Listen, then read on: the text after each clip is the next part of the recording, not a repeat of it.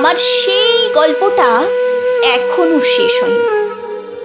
শোনো, পাহাড়টা আগেই বলেছি ভালোবেসেছিল মেঘকে, আর মেঘ কিভাবে শুকনো খটখটে পাহাড়টাকে বানিয়ে তুলেছিল ২৬ বছরের ছোকরা, সে তো আগেই শুনেছ। সেদিন ছিল পাহাড়টার জন্মদিন। পাহাড় মেঘকে বললে, আজ তুমি লাল শাড়ি পরে আসবে। মেঘ পাহাড়কে বললে, আজ তোমাকে স্নান করিয়ে দেব চন্দন জলে। ভালোবাসলে নারীরা হয়ে যায় নরম নদী, পুরুষেরা জ্বলন্ত কাঠ।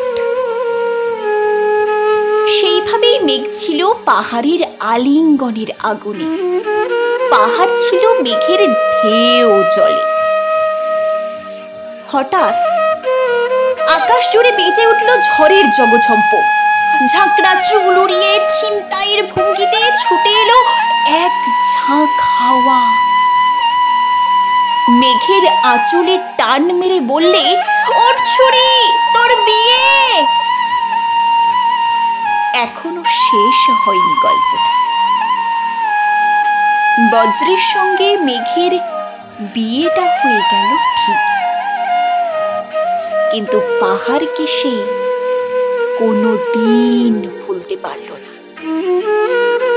বিশ্বাস না হয়তো চিরে দেখতে পারো পাহাড়টার হাড় পাঁজর। ভিতরে থই থই করছে শত ঝরনার জল।